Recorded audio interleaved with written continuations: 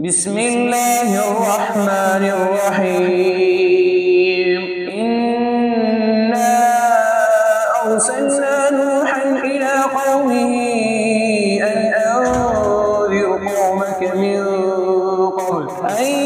يأتيهم عذاب أليم قال يا قوم إني لكم نذير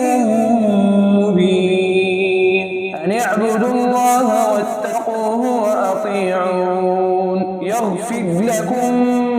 من ذنوبكم ويؤخركم إلى أجل مسمى إن أجل الله إذا جاء لا يؤخر لو كنتم تعلمون قال رب إني دعوت قومي ليلا ونهارا فلم يزدهم دعائي إلا فرارا وإني كلما دعوتهم لتغفر لهم جعلوا أصابعهم في آذانهم واستغشوا ثيابهم وأسروا واستكبروا استكبارا ثم إني دعوتهم جهارا ثم إني أعلنت لهم وأسررت لهم إسرارا فقلت استغفروا ربكم إنه كان غفارا يرسل السماء عليكم مدرارا ويمددكم بأموال وبنين ويجعل لكم جنات ويجعل لكم أنهارا ما لكم لا ترجون لله وقارا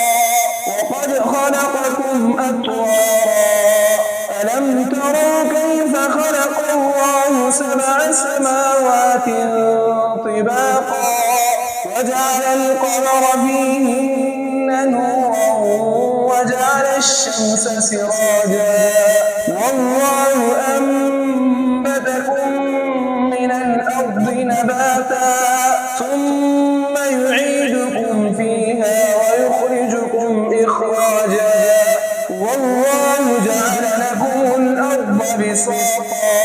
لتسلكوا منها سبلا فجاجا قال نوح رب إنهم عصوني واتبعوا من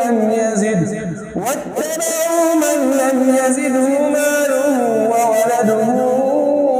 إلا خسارا ومكروا مكرا كبارا وقالوا لا تذرن آلهتكم ولا تذرن ودا ولا سواعا ولا يغوث ويعوق ونسرا وقد أضلوا كثيرا ولا تزد الظالمين إلا ضلالا مما خطيئاتهم أغرقوا فأدخلوا نارا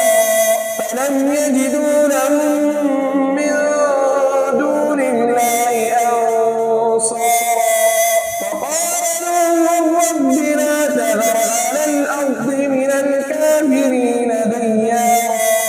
إنك إن تذرهم يضلوا عبادك ولا يلدوا إلا فاجرا كفارا رب اغفر لي ولوالدي ولمن دخل بيتي مؤمنا